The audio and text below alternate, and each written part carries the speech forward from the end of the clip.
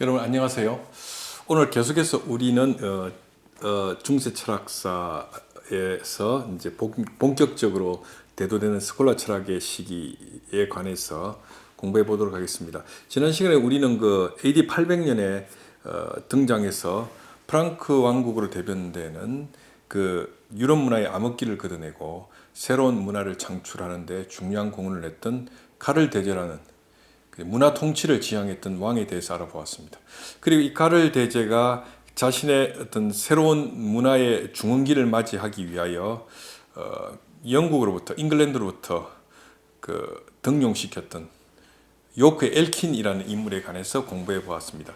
엘킨의 교육 개혁은 서유럽의 문화 수준을 지속적으로 발전시키는데 든든한 토대가 되었습니다.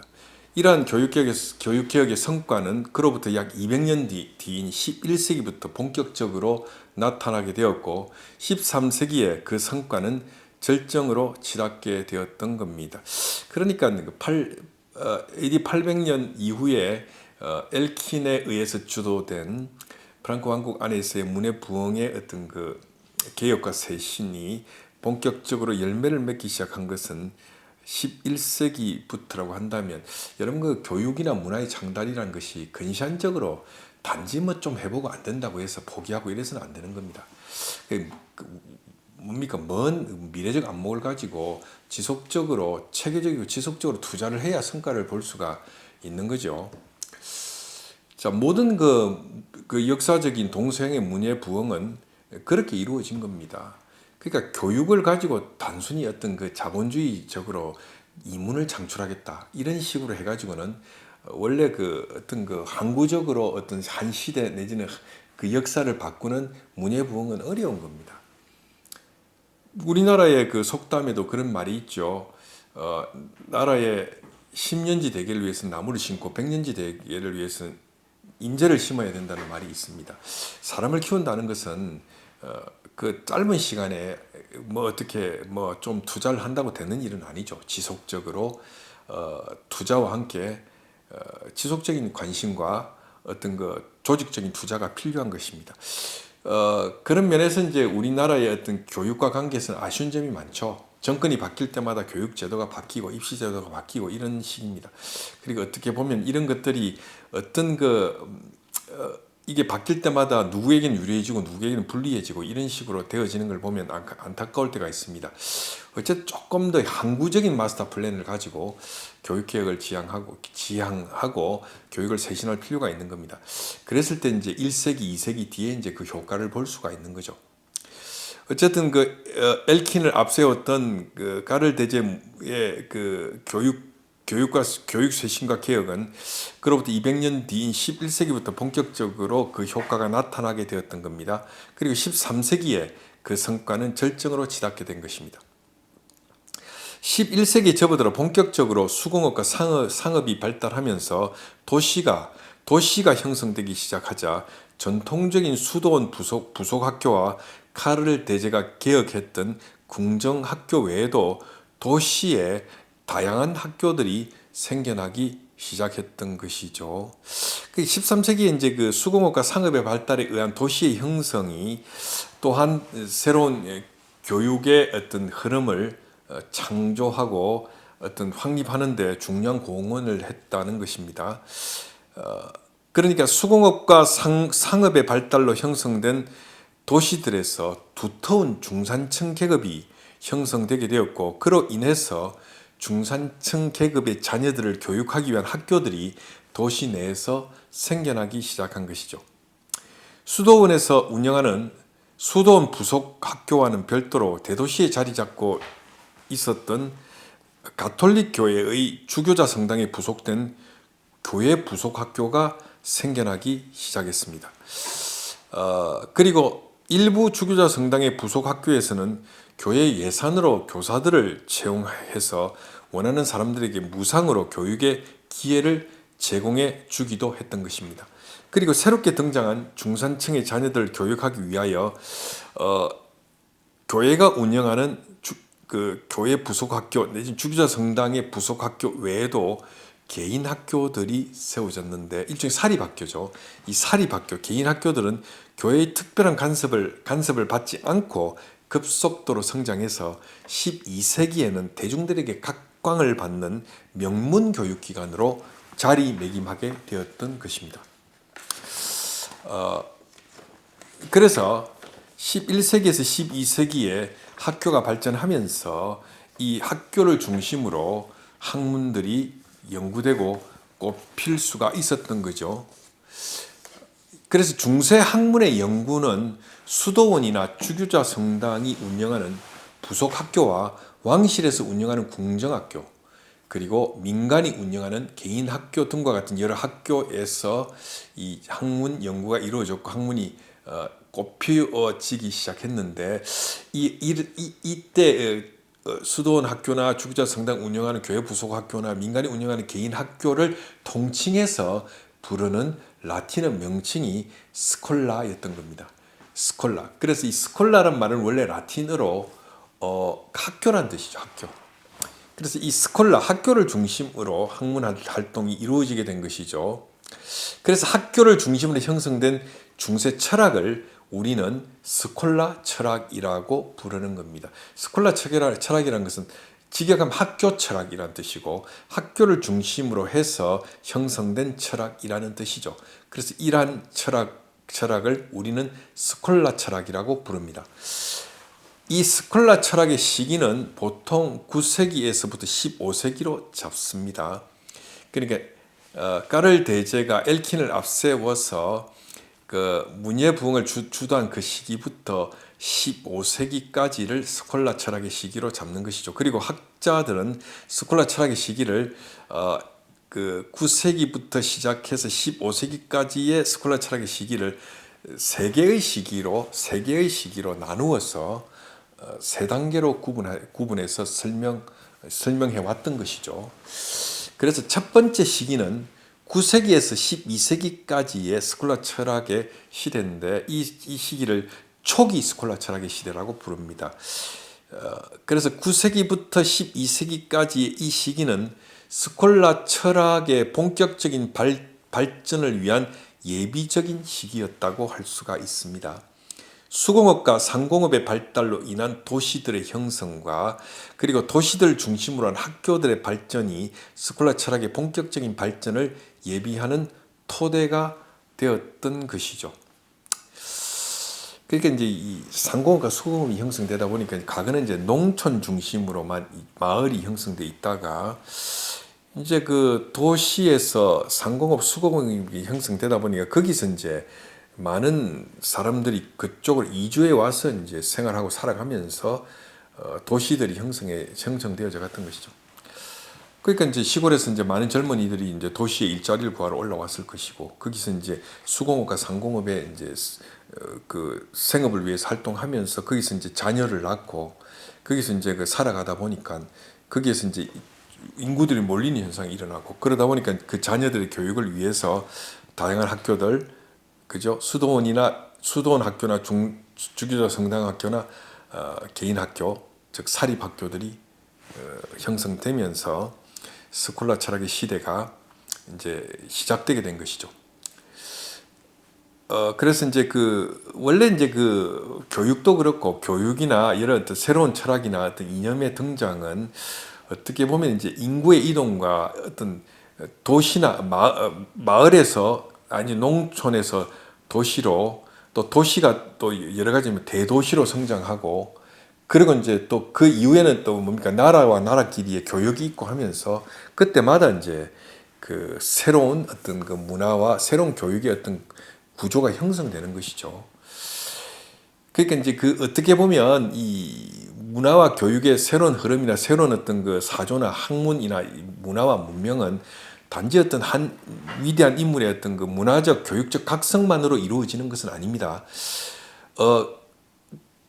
그 어떤 주도하는 인물들이 어떤 그 문화나 교육이나 정치를 새롭게 쇄신하려고 하는 그것과 그 시대 변화하는 뭡니까? 정치, 사회 어떤 국제 외교적인 상황들이 맞물려지면서 양자 간의 화학작용을 통해서 새로운 어떤 문화나 문명이나 시대적 사조가 형성되는 것이죠. 그러니까 내재적 요인과 외재적 요인이 함께 맞물려 있는 겁니다. 그런 부분을 우리가 염두에 둘 필요가 있는 거죠.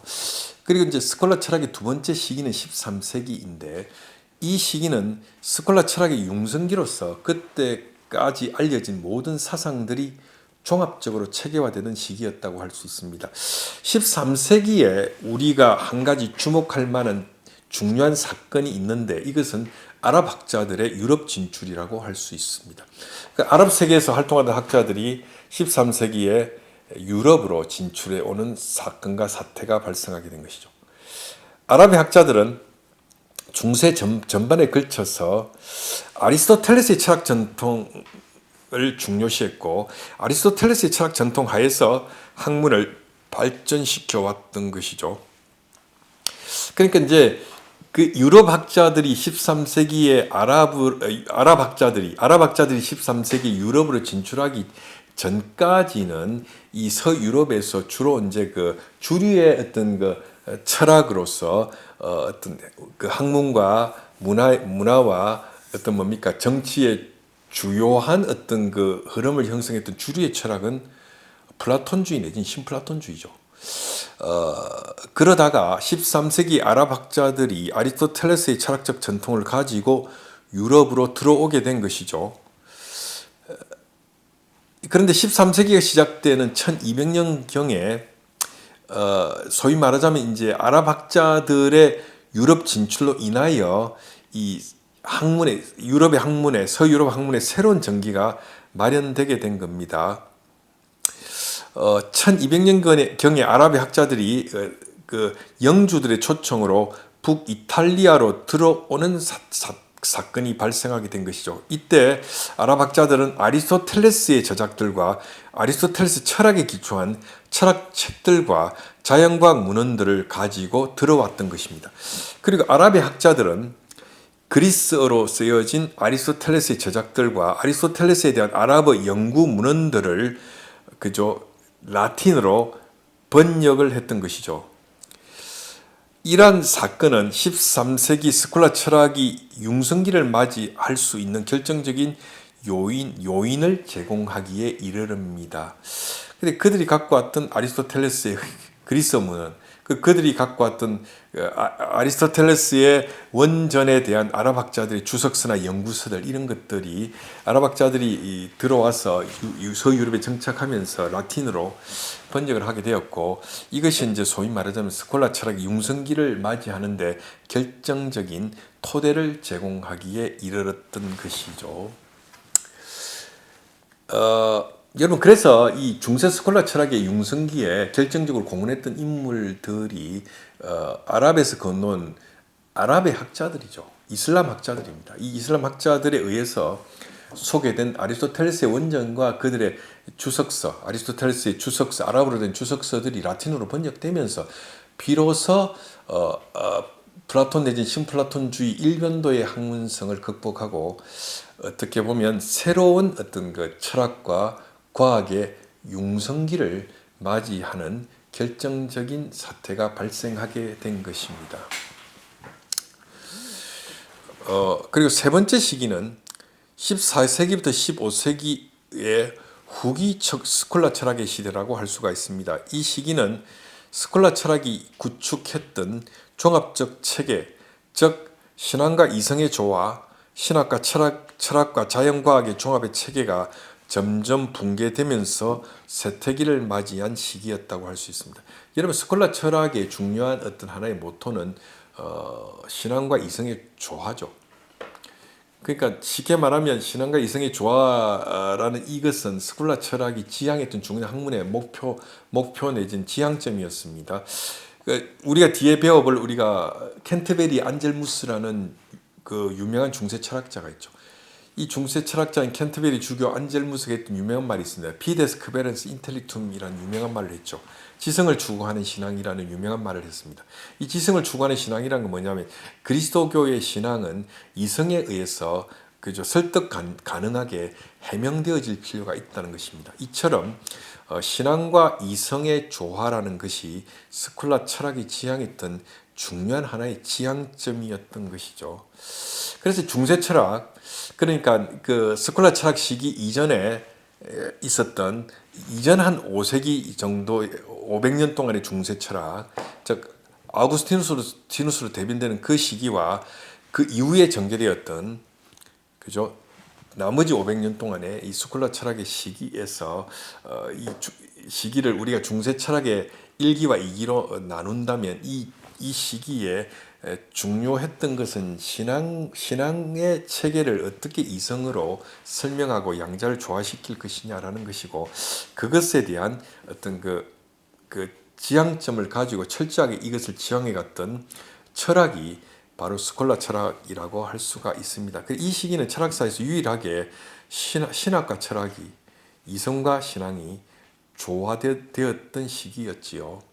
그래서 이 시기는 철학사적으로 2000년, 2500년 철학사에서 유일하게 하나님과 인간, 신앙과 이성, 신학과 철학이 서로 상보적이었고, 양자가 양자를 향하여 입맞추고 포옹하고 손을 잡고 길을 갔던 시기였다고 할 수 있습니다. 그러나 14세기에서 15세기로 넘어오는 후기 스콜라 철학 시대가 도래하면서 스콜라 철학이 구축했던 이 종합의 체계, 이성과 신앙의 조화, 신학과 철학과 자연과학의 종합과 조화의 체계가 점차 붕괴되면서 스콜라 철학은 쇠퇴기를 맞이하게 된 것이죠. 이러한 붕괴는 아리스토텔레스의 철학으로 위대한 종합의 체계를 구축했던 토마스 아퀴나스의 죽음과 더불어 시작되었다고 할 수가 있습니다. 그러니까 토마스 아퀴나스 사후에 거대한 종합의 체계로서의 기독교 문화, 그리스도교 문화는 분열 내지는 균열되기 시작했던 것입니다. 그래서 이성과 신앙은 틈이 생겨서 점점 벌어지기 시작했고, 철학과 과학과 신학도 그죠? 점점 이 조화로부터 분열로, 그죠? 분열이 시작되면서 철학과 과학도 신학으로부터 점점 뭡니까? 멀어져 분리되어져 가는 사태가 발생하게 된 것입니다. 그래서 저는 여러분들에게 중세 철학의 형성과 관계에서 중세 철학은 9세기부터 아니죠. 좀 더 정확하게 말한다면 스콜라 철학의 형성과 관계해서 이 스콜라 철학의 형성 시기는 9세기부터 15세기 사이였는데, 첫 번째 시기와 두 번째 시기와 세 번째 시기로 나누어진다는 사실을 말씀을 드렸습니다.